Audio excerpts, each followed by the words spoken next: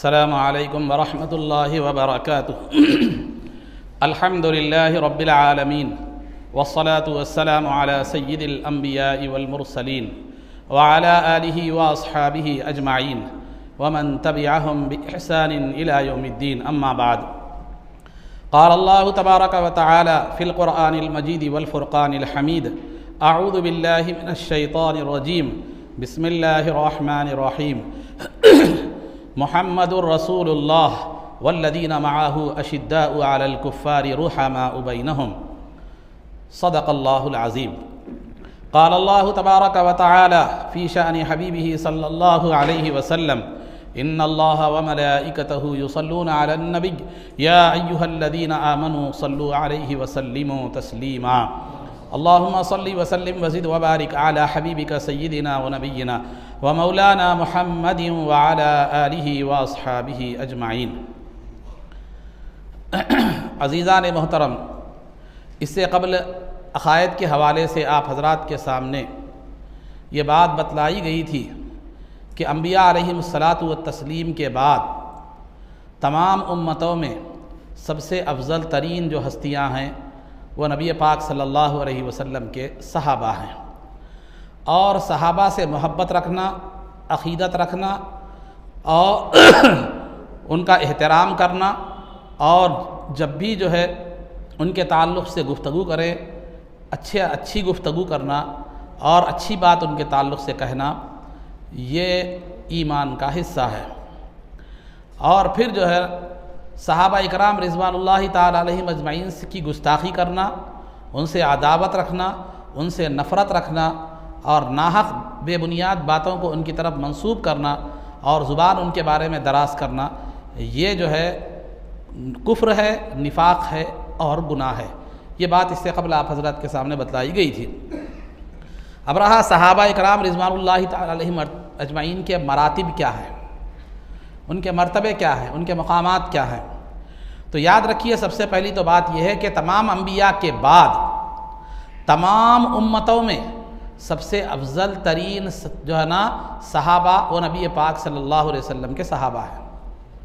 एक क़ायदा है, एक क़ायदा जहन में रखिए आप, जो नबी जितने अफजल होंगे उनकी उम्मत भी उतनी अफजल होगी।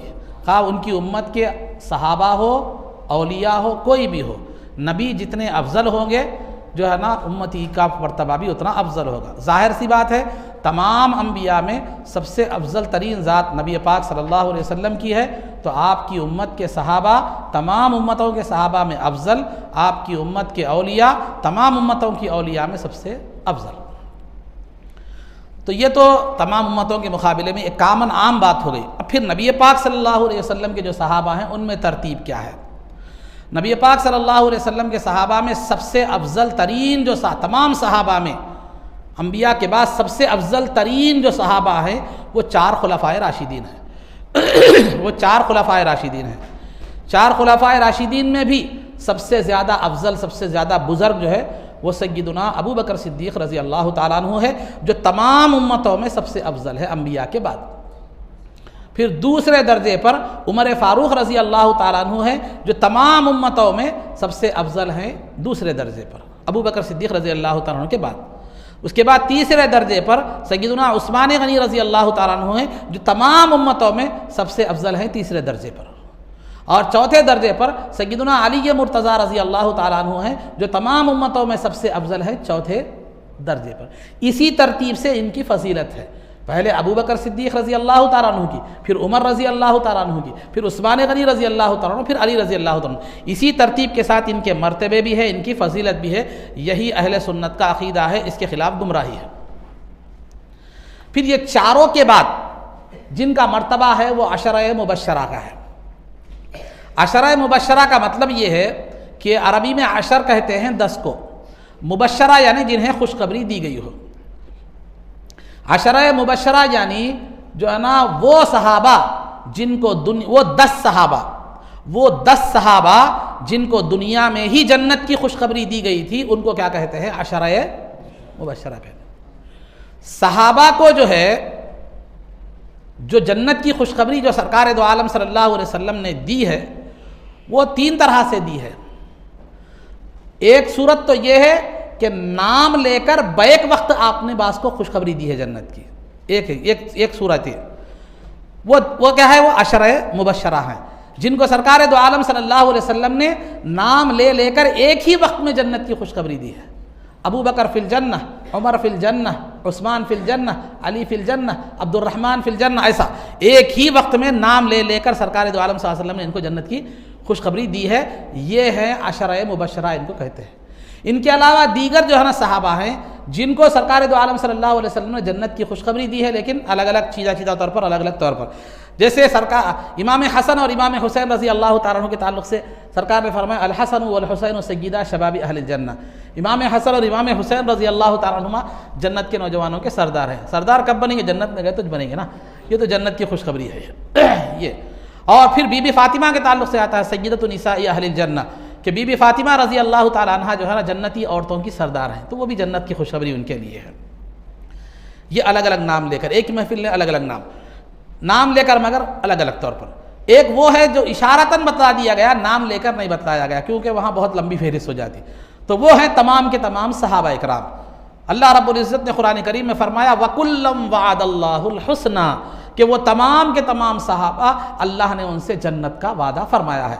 यहाँ नाम का जिक्र नहीं है लेकिन पूरों को जन्नत की खुशखबरी दी गई। रज़ी अल्लाहु अन्हुम व रज़ू अन्हु, वो अल्लाह से राज़ी हो गए और अल्लाह उनसे राज़ी होगा। ये है। और जो अल्लाह से राज़ी, अल्लाह जिससे राज़ी होता है उसका मुकाम क्या है? वो जन्नत ही है। तो ये तो जन्नत की खुशखबरी दी गई। बहुत से लोग, तमाम सहाबा जन्नती हैं। अशर मुबशरा को ख़ास तौर पर इसलिए कहा जो है ना कोट किया जाता है, पॉइंट आउट किया जाता है, तस्किरा किया जाता है इस वजह से कि एक ही महफिल में एक ही वक्त में सरकार ने नाम लेकर क्या की, हर एक को बशारत दी। तो ये है। ये तो बहरहाल तो सबसे सहाबा में सबसे अफजल कौन है? 4 खुलफाए राशिदीन हैं। 4 खुलफाए राशिदीन में भी तरतीब के लिहाज से फजीलत है। उसके बाद कौन है? अशर मुबशरा है। अशर मुबशरा में ये 4 खुलफा दाखिल हैं। ये अशर मुबशरा जो 10 लोग जिनको दुनिया में जन्नत की खुशखबरी दी गई, उसमें तो 4 खुलफा दाखिल है ही हैं। फिर उसके बाद बाकी और 6 सहाबा हैं। बाकी और 6 सहाबा हैं। एक अब्दुर्रहमान बिन औफ रज़ी अल्लाह तआला अन्हु है, और एक जो है ना साद बिन अबी वक़ास रज़ी अल्लाह तआला अन्हु है, सईद बिन ज़ैद रज़ी अल्लाह तआला अन्हु है, अबू उबैदा बिन अल जर्राह रज़ी अल्लाह तआला अन्हु है, और ज़ुबैर बिन अव्वाम रज़ी अल्लाह तआला अन्हु है। और ऐसे जो है ना कई सहाबा, 6 सहाबा है जुमला, जो क्या है जिनको दुनिया में ही जन्नत की खुशखबरी दी गई। साद बिन अबी वक़ास रज़ी अल्लाह तआला अन्हु। तो ये सहाबा हैं जिनको क्या है 6 हैं, जो 4 खुलफा के अलावा इनको दुनिया में क्या है जन्नत की खुशखबरी दी गई है। तो सबसे बड़ा मर्तबा 4 खुलफा का, उसके बाद फिर ये 6 लोगों का, और फिर उसके बाद जो मर्तबा है वो अस्हाबे बद्र का, उन सहाबा का जो जंगे बद्र में शरीक हुए। उसमें जो है ना ये खुलफा भी हैं। उसमें खुलफा को कई हैसियत से जो है ना खुसूसियत हासिल है। एक तो खलीफा होने की हैसियत से, एक अशरा मुबशरा होने की हैसियत से, फिर एक जंग बदर में शिरकत की हैसियत से, फिर एक जंग उहद में भी शिरकत की हैसियत से, फिर आगे जितनी भी फजीलत के असबाब आ रहे हैं उसमें कई हैसियत से उन्हें फजीलत हासिल है। वो मैं आके बताऊँगा आपको। तो पहले 4 खुलफा, फिर उसके बाद तमाम सहाबा में मर्तबा बाकी के 6 अशर मुबशरा का, फिर उसके बाद वो सहाबा जिन्होंने जंग बदर में जो है ना शिरकत की, वो सहाबा का मर्तबा बाकी तमाम सहाबा में अफजल हैं। 4 खुलफा और अशर मुबशरा के बाद जंग बदर के सहाबा, जो जंग बदर जो 2 हिजरी में हुई, और उसके बाद जंग बदर के सहाबा के बाद उन सहाबा का मर्तबा है जो जंग उहद में शरीक हुए, जो 3 हिजरी में हुई। और उसके बाद जो है ना जंग उहद में के सहाबा के बाद तमाम उसके बाद जिन सहाबा का मर्तबा है उन सहाबा का है जो बैते रिजवान में शरीक हुए, बैते रिजवान, बैत कहते हैं कि अहद करना हाथ में हाथ देकर, ये अहद करना किसी भी का भी, तो ये इसको बैत कहते हैं। रिजवान माने वो बैत जिससे अल्लाह राजी है। तो वो बैत रिजवान कब हुई आगे आपको सीरत के हवाले से आएगा, लेकिन मुख्तसर जाने 6 हिजरी में सरकार दो आलम सल्लल्लाहु अलैहि वसल्लम उम्रे के लिए तशरीफ़ ले गए थे। पहले आपने मक्के के हालात, मक्के वालों से बात करने के लिए, इजाज़त लेने के लिए क्या है, उम्रे की इजाज़त लेने के लिए उस्मान गनी रज़ी अल्लाह तआला अन्हु को भेजा था। तो वहाँ ये अफवाह फैल गई कि कुफ़ार ने उस्मान गनी रज़ी अल्लाह तआला अन्हु को शहीद कर दिया है। तो अब सहाबा से सरकार ने बैत ली के वक्त आने पर जान माल भी कुर्बान कर देंगे, क्योंकि सहाबा लड़ाई के इरादे से नहीं आए थे, उम्रे के इरादे से आए थे। कोई हथियार वगैरह ज़्यादा साथ नहीं थे सिवाय मामूली हथियार के जो आमतौर पर रखे जाते हैं, जंगी हथियार नहीं थे। तो ये बैत ली थी, तो तमाम सहाबा ने सरकार के हाथ पर एक दरख्त के नीचे बैत की थी और ये अहद किया था कि अगर जंग का मौका आए तो हम बिना हथियार के ही जिस हालत में है लड़ेंगे, अल्लाह की राह में जान को कुर्बान कर देंगे।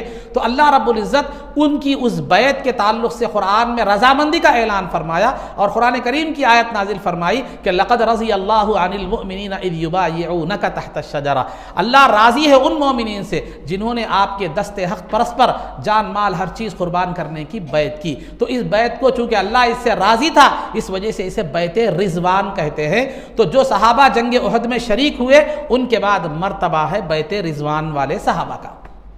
पहले 4 खुलफा, उसके बाद 6 अशरा मुबशरा, फिर जो है ना उसके बाद जंग बदर में शरीक सहाबा, जंग उहद में शरीक सहाबा, बैत रिज़वान में शरीक सहाबा, यहाँ तक तो सब मुत्तफ़क़ है। उसके बाद दीगर सहाबा की जो फजीलत है, बाकी तमाम सहाबा की जो फजीलत है तक़वे और तहारत के एतबार से है। जो जितने ज़्यादा मुत्तक़ी हैं वो उतने बुलंद मर्तबे वाले हैं, क्योंकि कुरान में अल्लाह ने फरमाया इन्ना अकरमकुम इंदल्लाहि अत्क़ाकुम, तुम में सब में ज़्यादा अल्लाह के पास मुअज़्ज़ज़ वो है जो तुम में सब में ज़्यादा मुत्तक़ी है। ये तो एक आम मर्दों की बात थी। अब आइए औरतों की तरफ। जो सरकार दो आलम सल्लल्लाहु अलैहि वसल्लम की अज़वाज मुतहरात यानी आपकी पाक बीबियाँ जो है उनमें सबसे अफजल दोनों हैं, एक बीबी खदीजा और दूसरी बीबी आयशा रज़ी अल्लाह ताला। ये तमाम अज़वाज में भी, सरकार की दीगर अज़वाज में भी और तमाम उम्मत की औरतों में भी, तमाम उम्मतों की औरतों में सबसे अफजल हैं ये दोनों। कौन? बीबी खदीजा और बीबी आयशा सिद्दीक़ा रज़ी अल्लाह ताला। उसके बाद इन दोनों के बाद दीगर जो अज़वाज मुतहरात हैं, दीगर जो अज़वाज मुतहरात 9 जो और दीगर अज़वाज मुतहरात हैं, ये तमाम उम्मतों में और दीगर मोमिन औरतों में सबसे ज़्यादा अफजल है। फिर इनके बाद जो दीगर औरतें हैं, सहाबा की बीवियाँ वगैरह हैं, तो जो सहाबी जितने बुलंद मर्तबे पाए के होंगे उनकी अहलिया का भी मुकाम वैसे ही होगा। ये औरतों के ताल्लुक से होगा। फिर सरकार की जो साहिबजादियाँ हैं, उन साहिबजादियों में 4 साहिबजादियों में सबसे अफजल जो साहिबजादी हैं वो हैं बीबी फातिमा रज़ी अल्लाह ताला अन्हा। आपकी 4 साहिबजादियाँ हैं, ज़ैनब, रुक़ैया, उम्मे कुलसूम, बीबी फातिमा रज़ी अल्लाह ताला अन्हुन्ना। इनमें सबसे ज़्यादा, अगरचे कि छोटी आप हैं, लेकिन फजीलत सबसे ज़्यादा आपकी है। तमाम साहिबजादियों में सबसे ज़्यादा अफजल बीबी फातिमा ज़हरा रज़ी अल्लाह ताला अन्हा है। अलगर्ज़ तमाम सहाबा हो के सहाबियात हैं, सब के सब क्या है? जन्नती हैं। सरकार ने किसी को नाम लेकर एक ही महफिल में जन्नत की खुशखबरी दी, किसी को नाम लेकर मुख्तलिफ महफिल में जन्नत की खुशखबरी दी, किसी को कुरान में इशारतन क्या है मालूम बगैर नाम लिए कि जन्नत की खुशखबरी दी गई है। ये है सहाबा के मरातिब के हवाले से चंद बातें अक़ीदे के हवाले से। अब रहा सीरत। सीरत में जो है ना आप हजरात के सामने 5 हिजरी के अहम तरीन वाक़ियात का जिक्र किया जा रहा था। उनमें यह बताया गया था कि और मुसलमान औरतों को जो पर्दे का हुक्म दिया गया वो 5 हिजरी में हुआ। और दूसरा, बीबी आयशा सिद्दीक़ा रज़ी अल्लाह ताला अन्हु को जो मुनाफिकों ने तोहमत लगाई थी वो वाक़िया भी 5 हिजरी में हुआ। और तीसरा, तयम्मुम की आयत जो नाजिल हुई, जो बीबी आयशा जिसका सबब बनी, वो भी जो है ना 5 हिजरी में हुई। और चौथा जो अहम तरीन वाक़िया है जंग अहज़ाब, जो 5 हिजरी का, वो है जंग खंदक या जंग अहज़ाब।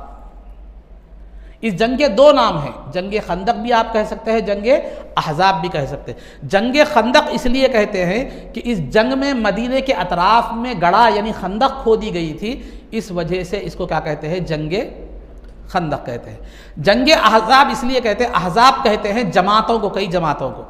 तो दुश्मन की तमाम जमातें मिलकर मुसलमानों के खिलाफ हमला आवर हुई थी, इस वजह से भी इसको जंग अहज़ाब कहा जाता है। हिज़्बुन की जमा अहज़ाब, अहज़ाब के माने कई जमातें। तो इसमें खंदक जो है ना खोदी गई थी, क्यों? हिफाजत की खातिर।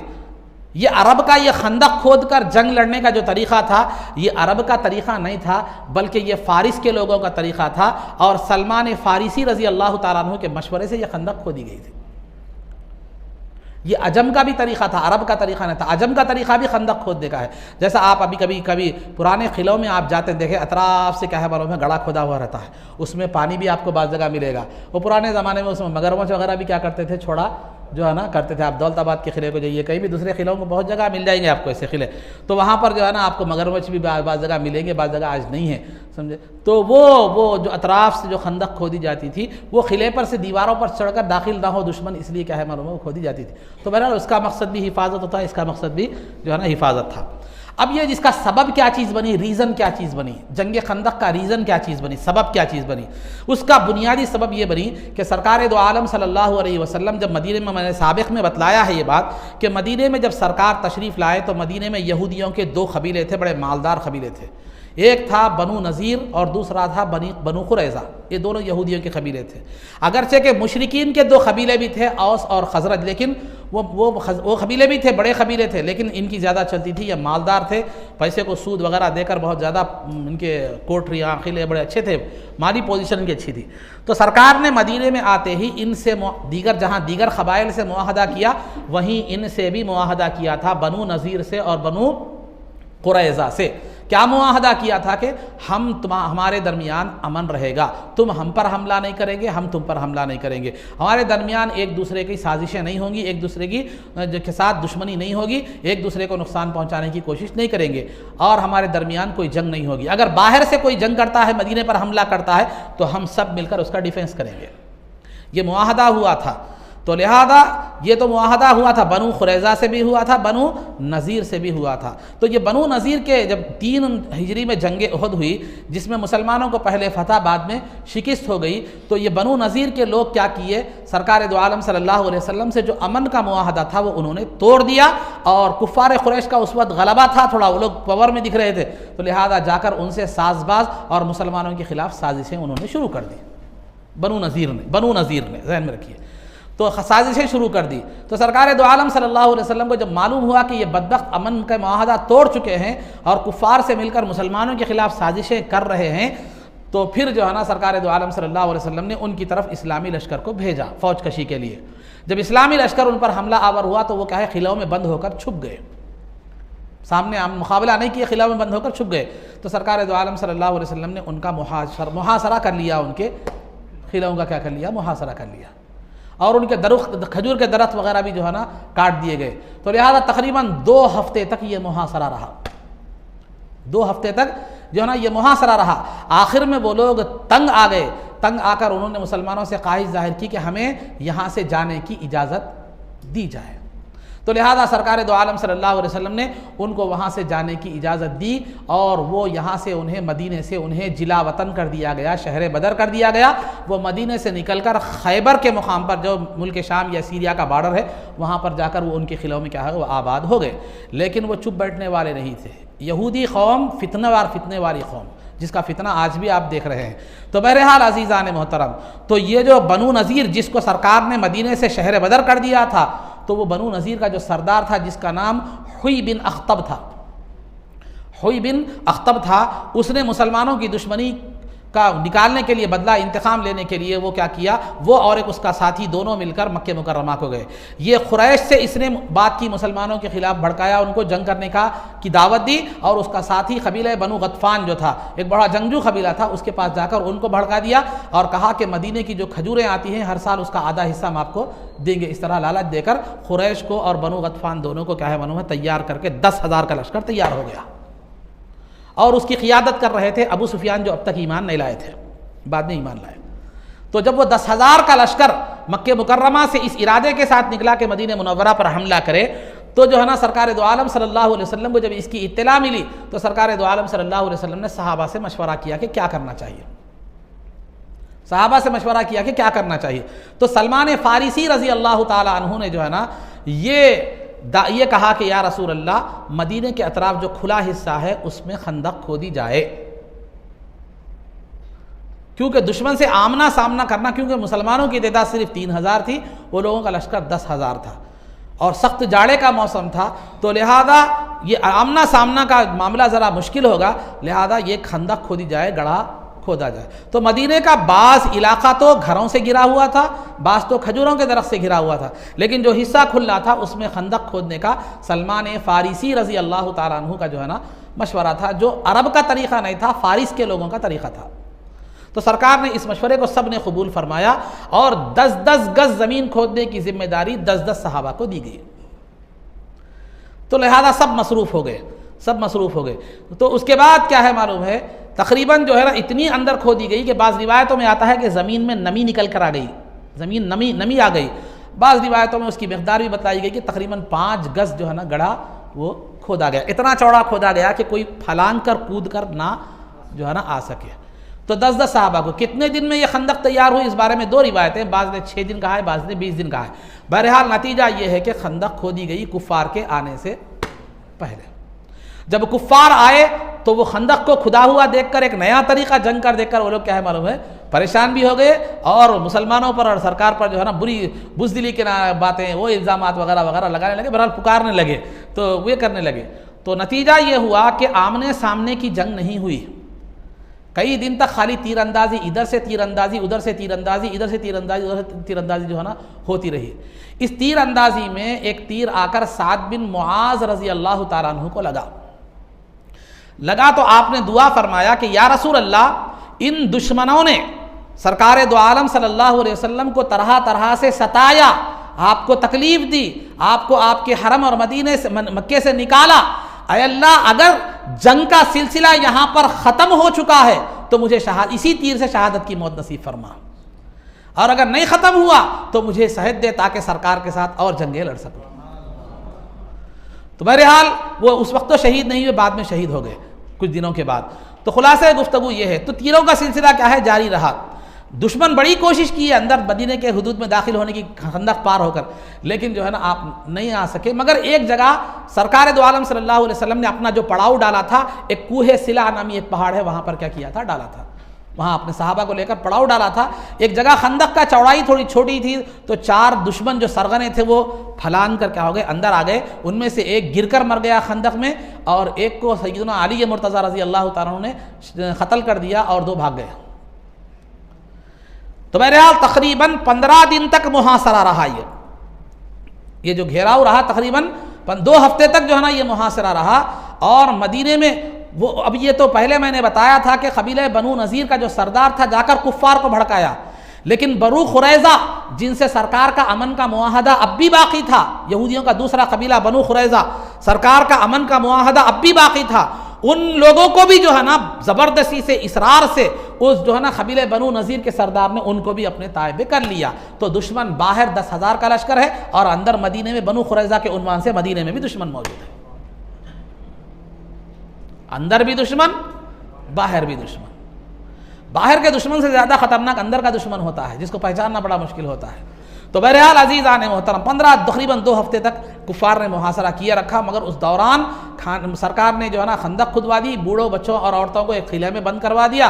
लेकिन भूख प्यास का आलम बहुत ख़तरनाक था, सहाबा इकराम भूख की वजह से 3-3 दिन तक कोई चीज़ चखे नहीं थे। इस दौरान जो है ना जाबिर रज़ी अल्लाह ताला अन्हु ने कोई सरकार, जब सहाबा ने आकर सरकार से जो है ना कहा कि अपनी खमीस उठाकर बताई कि या रसूलल्लाह, हमारे पेटों पर पत्थर बंधे हुए हैं। पत्थर बांधने की वजह ये होती थी कि पेट खाली होने की वजह से कमर झुक न जाए, इस वजह से पत्थर बांधी जाती थी कि ताकि कमर जो है ना सीधी रहे। तो सहाबा ने आकर अपनी खमीसें उठाकर बताई कि या रसूलल्लाह, देखिए जो है ना पेट पर पत्थर बांधे हैं हमने भूख की वजह से। तो सरकार ने कहा, अपना खमीस उठाकर बताया तो 2 पत्थर बांधे हुए थे, 2 पत्थर बांधे हुए थे। तो जाबिर रज़ी अल्लाह ताला अन्हु को सरकार की यह हालत से बड़ा गमज़दा कर दिया। तो आप घर को गए, जाकर अहलिया से पूछा कि खाने के लिए कुछ है, सरकार बड़े भूखे हैं। एक दुआ करते तो जन्नत के मेवे नाजिल हो सकते थे, ये मुख्तारियत थी। लेकिन सरकार को उम्मत को तालीम देना था, मुजाहिदीन को तालीम देना था, इस्लाम की खातिर सरकार ने जो मुश्किलें बर्दाश्त की उसमें नमूना बनना था उम्मत के लिए। तो सरकार ने जो है ना उस भूख और प्यास को बर्दाश्त किया। तो एक दिन तीरंदाजी बहुत ज़्यादा हुई, तो उस तीरंदाजी के सिले में, जवाबी कार्रवाई के सिलसिले में सरकार दो आलम सल्लल्लाहु अलैहि वसल्लम की तकरीबन 4 नमाजें एक दिन की क़ज़ा हो गई उस जंग में मसरूफ़ियत की वजह से।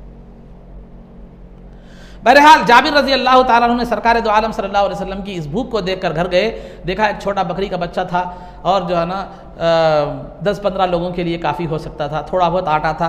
अहलिया से कहा कि बकरी का बच्चा ज़ुबा करके वो पका दो, और जो है ना आटा जो है ना गूंद दो, मैं सरकार को बुला कर लाता हूँ। तो उन्होंने आकर कहा, सरकार आप आइए, आपके साथ कुछ 10-15 सहाबा जो है वो लाइए, मेरे पास आपकी दावत है। तो सरकार दो आलम सल्लल्लाहु अलैहि वसल्लम ने 1000 सहाबा को में ऐलान कर दिया कि चलो आज जाबिर के घर में दावत है। वहाँ खाना था 10-12 लोगों का, अब जाबिर रज़ी अल्लाह तआला अन्हु परेशान, तो बहरहाल परेशान क्या, उन लोगों का ईमान था, सरकार बोल दिए तो हो जाता। लेकिन जो है ना सरकार ने एक ये फरमाई कि देखो मैं आने तक हांडी को चूल्हे से मत उतारना और आटे को जो है ना गूंद कर रखना, पकाना मत। सरकार जब तशरीफ़ ले गए तो आपने हांडी में और वो आटे में जो है ना अपना लुआब दहन मिलाया, उसके बाद पकाने का हुक्म दिया गया। उसके बाद 1000 सहाबा ने शिकम सैर होकर खाया, फिर खाना वो हांडी में सालन भी बचा रहा और फिर आटा भी बचा रहा। उसके बाद जब ये 15 दिन तक मुहासरा किया तो हो गया, तो सरकार को जो है ना एक सहाबा की तकलीफ़ का जो मुसीबत, जो सहाबा का फ़ख्र फाका है, उसका ख्याल पैदा हुआ कि देखें वो लोग जो उसमें जो लोग हैं वहाँ पर जो बाहर जो घेराव किए हुए हैं, उन लोगों को जो है उनमें से एक कबीला गतफान जो जंगजू कबीला था उससे कुछ मुआहदा कर लेके पहले उन लोगों को क्या कर दिए, टुकड़े कर दे, उन लोगों को क्या कर दें, उनके इत्तेहाद को ख़त्म कर दें। इस गर्ज से सरकार ने उनसे मुआहदा करना चाहा, सहाबा को बुलाकर मशवरा किया, क्या करें, मैं ऐसा करना चाह रहा हूँ। तो सहाबा ने अर्ज़ किया कि या रसूल अल्लाह, क्या ये अल्लाह का हुक्म है? अल्लाह का हुक्म है तो ठीक है, लेकिन आप अगर हमारी तकलीफ़ के लिहाज करते हुए सामने वाले से मुआहदा करना चाह रहे हैं, सुलह करना चाह रहे हैं, तो यह हरगिज़ इसकी ज़रूरत जो है ना नहीं है। ये वो लोग हैं कि हम कुफ्र की हालत में होते तो भी हमें देखकर इनके पैजामों में पेशाब निकल जाया करता था। आज तो अल्लाह ने हमें ईमान की दौलत से सरफराज फरमाया है, खजूरें नहीं तलवार ही उन्हें मिलेगी, खजूरें नहीं बल्कि तलवार ही उन्हें मिलेगी। तो बहरहाल उसके बाद सहाबा ने आकर बहुत ज़्यादा मामला हो गया तो सरकार से दुआ की दरख्वास्त भी की। तो वहाँ 2 चीज़ें हुई, एक तो सामने बाहर जो दुश्मन था उसमें जो कबीले गतफान के एक सरदार थे नुआइम बिन मसऊद अशजई, वो इस्लाम ला चुके थे। वो हल्का सरकार के पास आहिस्ता आए, आकर सरकार से कहे या रसूलल्लाह अगर आप इजाज़त दें तो दुश्मन की फ़ौज में मैं क्या कर दूंगा, फूट डाल दूंगा। तो सरकार ने इजाज़त दी, वो जाकर दुश्मन की फ़ौज में फूट डालने का उन्होंने जो है ना काम किया और उसको कहा अंदरूनी तौर पर कमज़ोर कर दिया, क्योंकि 10,000 का खाना पीने का इंतज़ाम भी मामूली बात नहीं थी। तो उन्होंने जाकर ऐसे ही कहा, अरे 10-10 हज़ार कब तक मुहासरा करेंगे, कितना का बर्दाश्त करते, वैसा करते। बहरहाल वो अपने अंदाज में उन्होंने क्या कर दिया, उनकी हिम्मतों को पस्त कर दिया। इधर सरकार ने दुआ फरमाई अल्लाह ताला से कि अल्लाह हमारी जो है ना खौफ को, हमारी तकलीफ़ को दूर फरमा। तो एक ऐसी आंधी चली, ऐसी तेज़ आंधी चली कि उनके डेरे उखड़ गए, खूटियाँ उखड़ गई और यहाँ तक कि घांडियाँ भी जो चूल्हे पर रखी थी औंधी हो गई। तो वो बदहवास होकर जो है ना वो भाग गए। तकरीबन ये 15 दिन तक मुहासरा था, जिसमें 3 कुफ़ार क़त्ल किए गए, 6 मुसलमान शहीद हुए। ये ज़ुल्क़ादा 5 हिजरी की जंग है, जिसको जंग खंदक या जंग अहज़ाब कहा जाता है। ये सीरत के हवाले से आप हज़रात के सामने क्या की गई, बात रखी गई। अब रहा जो है ना आदाब, कुरान करीम की तिलावत के आदाब आपके सामने बयान किए जा रहे थे। इससे कबल कुछ आदाब बयान किए भी जा चुके हैं, अब और कुछ बयान किए जाएंगे। कुरान करीम की तिलावत के लिए कोई वक्त मुतय्यन नहीं है, किसी भी वक्त क्या कर सकते हैं आप, कुरान करीम की तिलावत कर सकते हैं। बाज़ लोग बोलते हैं असर के बाद नहीं पढ़ना कुरान, बल्कि बाज़ लोगों का ऐसा ख्याल है, नहीं कोई हरज नहीं है, असर के बाद भी पढ़ सकते हैं। लेकिन अगर आपने आयत सजदा की तिलावत की है तो मगरिब के करीब में, जबकि मगरिब का शुरू होने का वक्त शुरू होने के लिए 10-15 मिनट बाकी है, सूरज में बिल्कुल लाली आ जाती है, तो वैसे वक्त में सजदा ना करें, कुरान की तिलावत आप क्या कर सकते हैं, कर सकते हैं। तो ये कुरान की तिलावत का कोई भी वक्त मुतय्यन है, कभी भी पढ़ सकते हैं। लेकिन बेहतरीन वक्त जो कुरान की तिलावत का है वो तहज्जुद का वक्त है, क्योंकि तहज्जुद का वक्त बड़ा बाबरकत है। एक तो पुरसुकून वक्त भी वो होता है और उस वक्त अल्लाह की रज़ा और उसकी रहमतें और बरकतें नाजिल होती हैं। इसी वजह से अल्लाह रब्बुल इज़्ज़त ने कुरान करीम में उस वक्त की कसम खाई कि फ़ला उक़सिमु बिमवाक़िअन नुजूम, ये सितारों के गुरूब होने के वक्त की कसम खाई, और वो सितारों के गुरूब होने का जो वक्त है वो है तहज्जुद का वक्त। तो वह तहज्जुद के वक्त में कुरान की तिलावत खैर साल भर तो नहीं हो सकता, लेकिन रमज़ान में तो होता है। रमज़ान में तो मुमकिन है हम सहरी के लिए ज़रा उठते हैं, तो सहरी में उठने वक्त थोड़ी सी कुरान की तिलावत क्या कर लीजिए, ताकि फिर ये सादतमंदी तहज्जुद में पढ़ने की भी हासिल हो जाए। तो बेहतरीन वक्त उसका क्या, कभी भी पढ़ सकते हैं, लेकिन बेहतरीन वक्त तहज्जुद का वक्त है। और दूसरी चीज़, कुरान करीम को 3 दिन से कम में पढ़ने की इजाज़त नहीं है, खा वो आप तन्हा पढ़ें या तरावी में पढ़ें, कम से कम 3 दिन में कुरान ख़त्म करना है। वो 3 दिन में भी इस शर्त के साथ ख़त्म करना है, इस शर्त के साथ कि आप कुरान को सही तौर पर सही तलफ़्फ़ुज़ के साथ पढ़ें और दिलचस्पी के साथ पढ़ें, बेजारगी के साथ ना पढ़ें। वरना मैंने पहले बतला दिया है, जितनी दिलचस्पी के साथ, अच्छे तलफ़्फ़ुज़ के साथ जितना पढ़ सकते हैं उतना पढ़ें। लिहाजा इस हवाले से एक शबी शबीना पढ़ना ये दुरुस्त नहीं है, क्योंकि मैंने खुद भी देखा है, आपने भी देखा होगा, ना उसमें कुरान समझ में आता है, ना दिलचस्पी बाकी रहती है। तो बहरहाल उलमा ने इसको एक शबी शबीने को इजाज़त दी, 3 शबी शबीने को भी उस वक्त इजाज़त दी है जबकि कुरान के अल्फाज समझ में आए और मुसल्ली वगैरह दिलचस्पी के साथ पढ़ें। वरना अगर कुरान के अल्फाज समझ में नहीं आते, स्पीड पढ़ते हैं, तो दहा भी वैसा पढ़ने की इजाज़त नहीं है और सवा पारा भी वैसा पढ़ने की इजाज़त नहीं है। वैसे इमाम की तकर्रुर की इजाज़त ही नहीं है। ये हो गया। तो कुरान के तिलावत के लिए कोई वक्त नहीं है और कुरान कम से कम 3 दिन में ख़त्म करना चाहिए। और तीसरा जो अदब बताया गया है वो ये है कि कुरान करीम को अगर आप खाली नाजिरा पढ़ते हैं तो इसकी भी इजाज़त है, ये भी बाइस सवाब है, लेकिन समझ कर पढ़ना नाजिरा पढ़ने से ज़्यादा बेहतर है। इब्ने अब्बास रज़ी अल्लाह ताला अन्हुमा फरमाते हैं कि सूरह क़द्र जो तकरीबन एक 3-3.5 सतर की सूरत है, सूरह क़ारिया जो एक 3-4 सतर की सूरत है, ये दोनों सूरतें पूरी मिला के भी अगर आप पढ़ेंगे तो 7-8 सतर की बात होगी। ये दोनों सूरतें तर्जमे के साथ समझकर पढ़ना मेरे नज़दीक जो है ना, या समझकर पढ़ना सूरह बकर जो तकरीबन 2.5 पारे का है और सूरह आले इमरान जो तकरीबन 1.25 पारे का है, इसकी सादी तिलावत से फर पढ़ने से ये दोनों इतनी कम मिक़दार में समझकर पढ़ना ज़्यादा बेहतर है। तो लिहाजा कुरान को जहाँ तक हो सके समझ कर पढ़ें और किसी कुछ सहीहुल अक़ीदा जो है ना, मुफस्सिर की जो है ना, आप क्या करें, तफसीर पढ़ें। या नहीं पढ़ना नहीं आता, आजकल फैशन बन गया, क्या बोले तो उर्दू नहीं आती मेरे को, उर्दू नहीं आती, ये उर्दू नहीं आती, ये जिहालत है। लेकिन जिहालत के जो है ना इजहार को भी हम फैशन समझ रहे हैं। तो बहरहाल तो आपके सामने जो है ना तफसीर के उलमाए अहले सुन्नत की तफसीर के जो है ना यूट्यूब पे आपको वीडियोस भी मिलेंगे, तदब्बुर कुरान के हवाले से भी आप देख सकते हैं, कोई भी जो है ना आप देख सकते हैं। तो बहरहाल ये कम से कम वो तो क्या कीजिए, रोज़ाना थोड़ा थोड़ा जो है ना सुनिए, ये आदत बना लीजिए अपनी। और जब कुरान को तर्जमे से पढ़ रहे हैं या सुन रहे हैं, अब अगर कुरान तर्जमे से आप सुन रहे हैं यूट्यूब पे वगैरह, अब मैं सुन रहा हूँ ना कुरान तर्जमे से, आप पढ़ने की क्या ज़रूरत है, बल्कि बस मत समझिए, वो तिलावत को भी क्या कीजिए, जारी जो है ना रखिए। तो बहरहाल तो अगर आप खुद पढ़ रहे हैं, पढ़कर तफसीर पढ़ रहे हैं तो ठीक है, 2 चीज़ें भी उसके अंदर आ गई। नहीं खाली सुन रहे हैं तो खाली तर्जमा फ़हम आपको समझ, कुरान समझ रहे हैं लेकिन तिलावत तो नहीं हो रही आपसे, तो लिहाजा आप तिलावत का भी एहतमाम क्या कीजिए।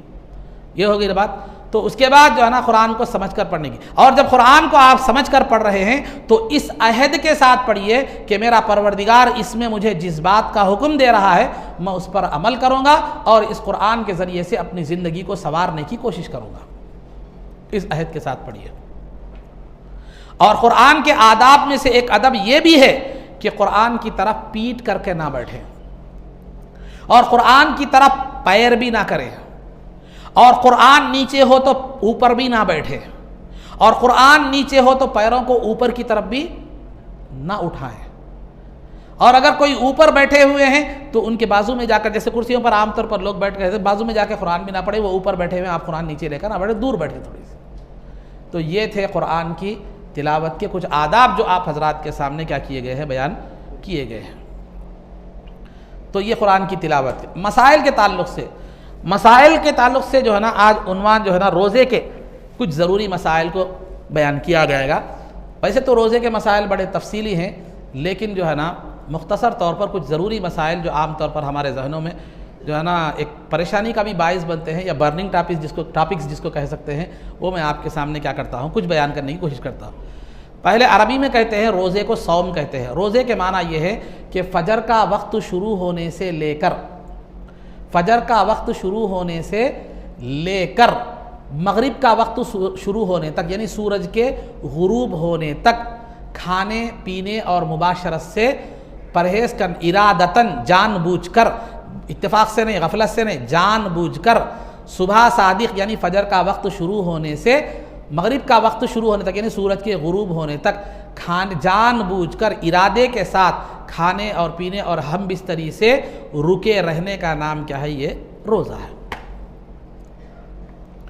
तो रोज़ा ये फ़र्ज़ है हर मुसलमान पर, और बाज़ लोग ऐसे हैं जिनको फ़र्ज़ नहीं है। किस पर फ़र्ज़ है? हर मुसलमान आखिल, ये जिसको अकल हो, दीवाना ना हो, आखिल बालिग, इस पर क्या है, रोज़ा फ़र्ज़ है। किस पर फ़र्ज़ नहीं है? जो रोज़ा नहीं रख सकता उस पर फ़र्ज़ नहीं है, और जो सफ़र में हो उस पर फ़र्ज़ नहीं है। जो रोज़ा नहीं रख सकता उस पर फ़र्ज़ नहीं है, और जो सफ़र, इसमें कई सूरतें हैं लेकिन मैं आपको याद रखने के लिए बता रहा हूँ, रोज़ा नहीं रख सकना या जो सफ़र में होना। रोज़ा नहीं रख सकना मतलब उसकी कई सूरतें हैं। एक आदमी इतना बूढ़ा है कि वो रोज़ा रखने की क़ुव्वत उसके अंदर नहीं है, तो लिहाजा उस पर रोज़ा माफ़ है, उसको उसका कफ़ारा देना पड़ेगा। अब देखिए, रोज़ा नहीं रख सकने की दो सूरतें हैं। रोज़ा नहीं रख सकने की दो सूरतें हैं।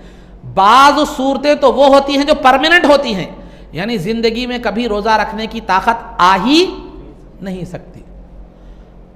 सकती। बाज़ सूरतें ऐसी होती हैं जिसमें रोज़ा रखने की ताकत टेम्परवरी नहीं होती लेकिन बाद में आ जाती है। तो जिनको ज़िंदगी में कभी रोज़ा रखने की ताकत आ ही नहीं सकती, उनके लिए कफ़ारा देना है।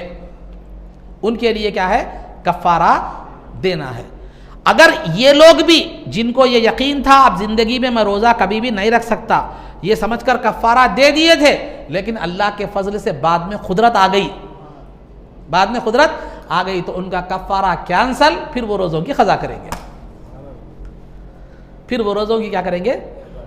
क़ज़ा करेंगे। ठीक है बात? ये किसके लिए है? जिनकी आप रोज़ा रखने की ताकत आने की उम्मीद नहीं है, उनके लिए कफ़ारा है। और कफ़ारा कितना है? एक रोज़े के बदले में 100 रुपये। अब वो इल्मी तहक़ीक़ में ज़्यादा नहीं जा रहा हूँ मैं, आपको आसानी से बताना, याद रखने के लिए, 1 रुपये, एक रोज़े के बदले में 100 रुपये, ज़्यादा दिए तो भी अच्छा ही है, खर्च। दूसरी वो सूरतें हैं, वो बीमारी या कमज़ोरी बोलिए, वो चीज़ बोलिए जिसमें बीमारी वगैरह टेम्परवरी है, जैसे बुखार, सर्दी, खांसी कुछ ऐसे हो गई, या जो है ना औरत है, हामिला है, रोज़ा रहे तो बच्चे को नुकसान होता, या माँ है दूध पिलाने वाली है, रोज़ा रखे तो बच्चे को क्या होता? दूध नहीं आता, समझे?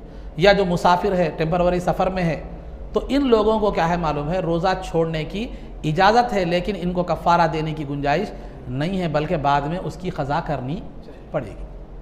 लेकिन एक ऐसा बूढ़ा है जिसको फ़िक़ा की इस्तिलाह में शेख फ़ानी कहते हैं, इतना कमज़ोर है कि कभी भी रोज़ा रखने की उसे क़ुदरत आने वाली नहीं है, तो उसको कफ़ारा देना पड़ेगा। कफ़ारा कितना है वो बोल दिया मैं। अब क़ज़ा जहाँ तक है, रोज़े छूट गए आपके, टेम्परवरी बीमार हो गए थे या कोई भी ऐसी सूरत आ गई थी, आप रोज़े छूट गए, तो बाद में उसकी क़ज़ा करना है।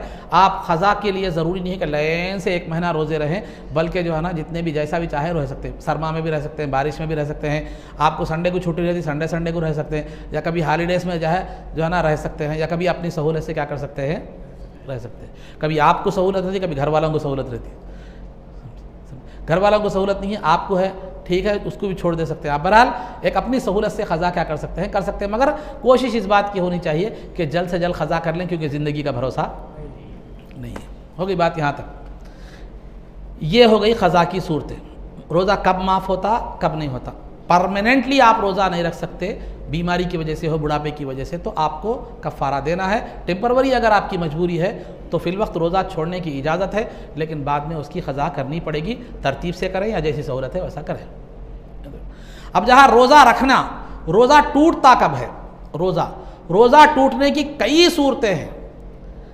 बुनियादी तौर पर मैं आपको पहले तो टूटने की छोड़िए, रोज़े की नीयत में आपके सामने बताता चलो। रोज़े की नीयत जो है ना, नीयत दिल के इरादे को कहते हैं। ज़ुबान से कह लेना बेहतर है।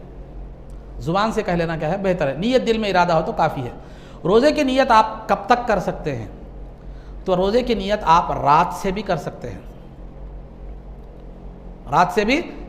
हैं, नहीं आप दिन में करना चाह रहे हैं तो शरई तौर पर जो आधा दिन होता है उससे पहले तक आपको रोज़े की नीयत करना चाहिए। अब शरई तौर पर आधा दिन का मतलब क्या है? आसानी से मैं आपको बता रहा हूँ।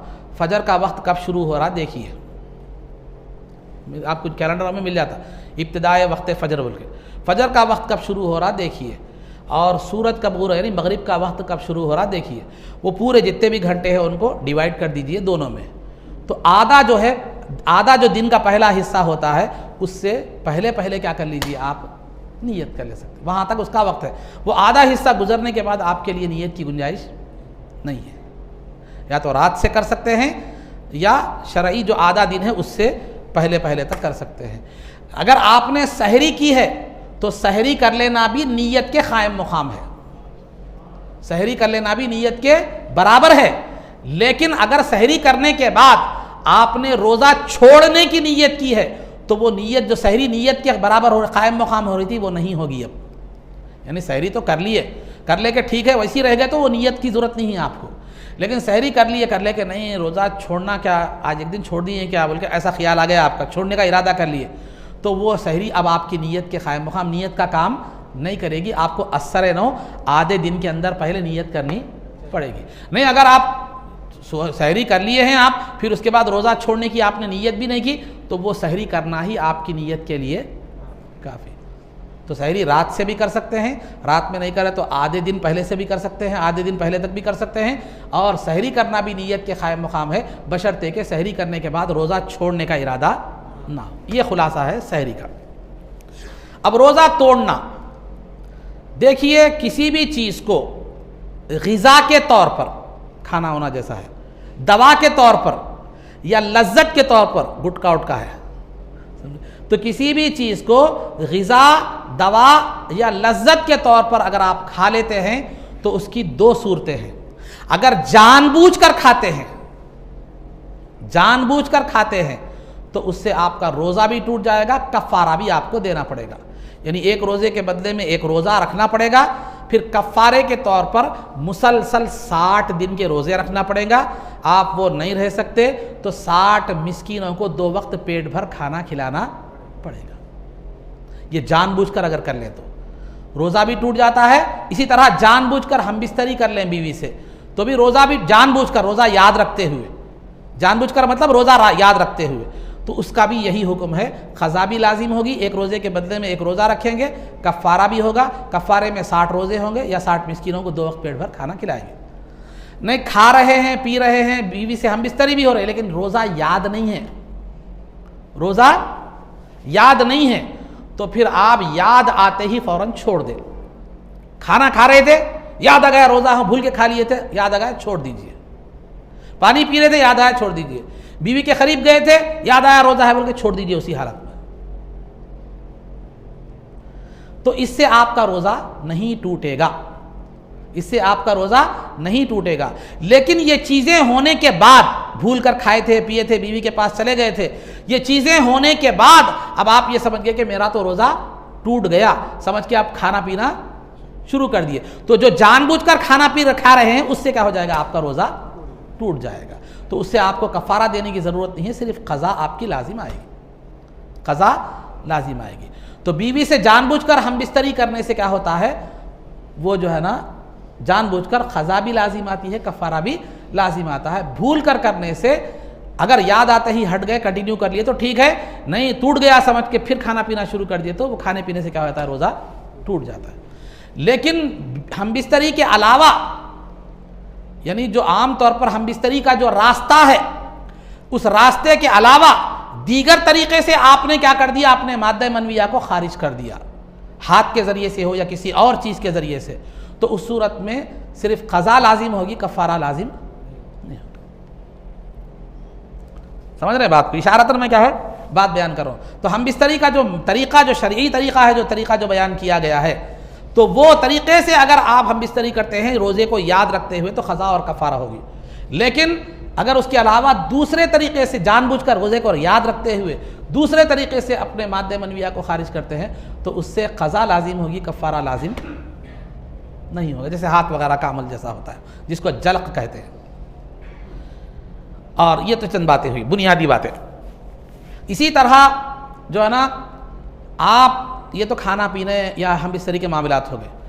इसी तरह कोई चीज़ खाने पीने की, घास, धुआं, कागज़, इस चीज़ को भी आप क्या कर लिए, खा लिए, तो उससे भी क्या होता है, रोज़ा टूट जाता है। धुआं ले लिए जानबूझकर, ऊद वगैरह वगैरह का जो भी है, धुआं ले लिए, अगरबत्ती, मच्छर अगरबत्ती का हो या आलोट का हो, धुआं ले लिए जानबूझकर, तो इससे रोज़ा टूट जाता है, क़ज़ा लाजिम आती है। लेकिन खुद ब खुद चले गया, जैसे गाड़ियों का धुआं रोड पे गया तो जाता, या ऐसे ही खुद ब खुद चले गया, तो उसमें कोई हरज की बात नहीं है, रोज़ा उससे नहीं टूटेगा। नाक में दवा डालने से, कान में दवा डालने से, मुंह में दवा डालने से तो रोज़ा क्या हो जाएगा, टूट जाएगा। लेकिन आँख में दवा डालने से क्या होता है, रोज़ा नहीं टूटता, अगरचे कि उसका असर हलक में महसूस हो दवा का। आँख में दवा डालने से रोज़ा नहीं टूटता। अब चंद नए नए मसाइल जो आमतौर पर पेश आते हैं मैं आपके सामने बताता चलो। सबसे पहले जो है इंजेक्शन की वजह से रोज़े का टूटने का मसला है। इसमें उलमा के 3 फतवे हैं, याद रखिए। एक तो यह है कि मुतलक तौर पर रोज़ा नहीं टूटता, इंजेक्शन लेने से नहीं टूटता, बिल्कुल नहीं टूटता। और एक क्या है, रोज़ा टूट जाता है। और एक कौल में थोड़ी नज़ाकत है, रग में लिए तो टूटता है, जैसे ग्लूकोज वगैरह खून चढ़ाना जैसे है, तो वो उससे रग में लिए तो टूटता है और गोश्त में लिए तो नहीं टूटता। लेकिन सब में सेफ साइड क्या है, रोज़ा टूट जाता है। इंजेक्शन लेने से हो, खून चढ़ाने से हो, इंजेक्शन लेने से हो, खून चढ़ाने से हो, रोज़ा टूट जाता है। यही मुहतात कौल है। अगर आपको ज़रूरत पेश आ रही है, वैसी सख्त ज़रूरत, तो आप इंजेक्शन लेकर खून चढ़ाकर रोज़ा तोड़ सकते हैं, बाद में उसकी क़ज़ा कर लें। ये तो है। खून चढ़ाना है, खून निकालना, टेस्ट के लिए खून निकाले वगैरह, तो इससे रोज़ा नहीं टूटता, इससे रोज़ा नहीं टूटता।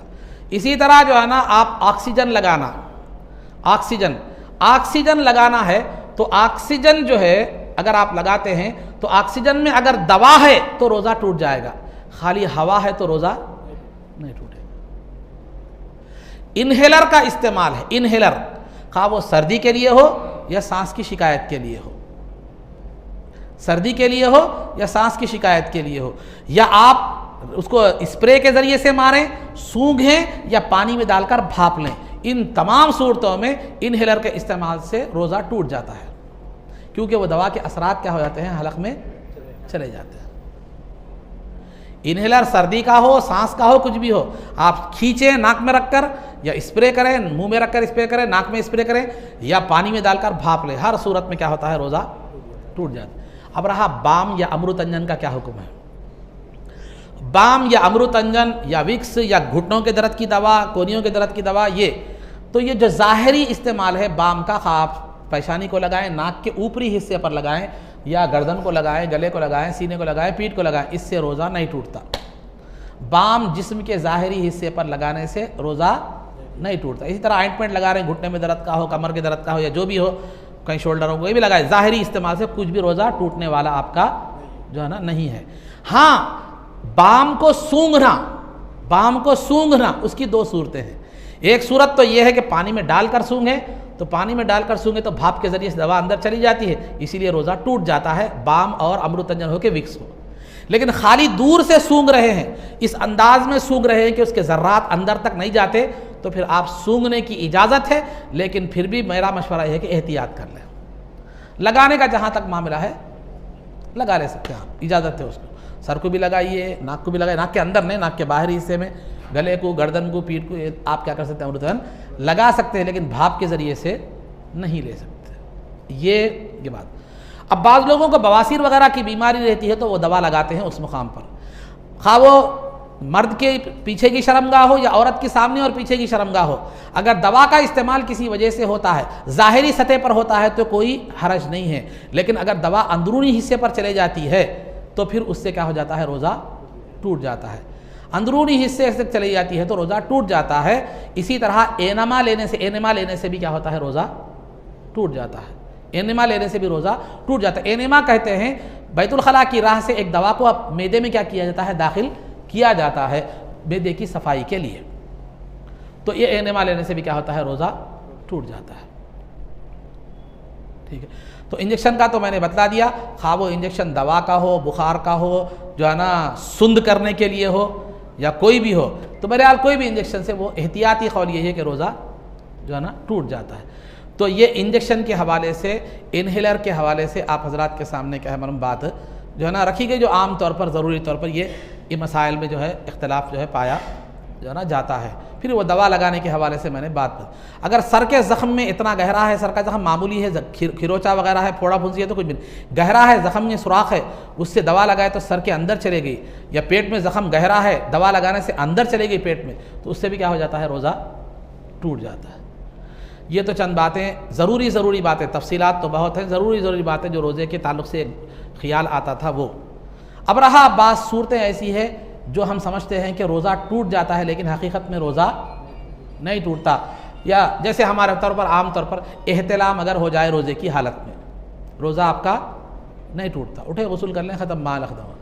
बाज़ लोग बोलते हैं रोज़े में जो है ना, रोज़ा खोलने की दुआ पढ़े तो रोज़ा टूट जाता, बोलते रोज़ा खोलने की दुआ पढ़े तो रोज़ा टूट। अल्लाहुम्मा लका सुम्तु, मैं खुद पढ़ूँगा तो अल्लाहुम्मा लका सुम्तु व बिका आमन्तु, ये जो दुआ है रोज़ा खोलने की दुआ पढ़े तो रोज़ा टूट जाता। मतलब ऐसी कोई बात नहीं है, कितने भी मरतबा तस्बीह लेके पढ़े आप, रोज़ा टूटने वाला जो है ना नहीं है। तो एहतिलाम होने से भी रोज़ा नहीं टूटता, दुआ पढ़ने से भी रोज़ा नहीं टूटता। रोज़े में किसी भी वक्त आप पानी नहाएं, गुस्ल करें, रोज़ा के पर कोई फ़र्क आने वाला नहीं है।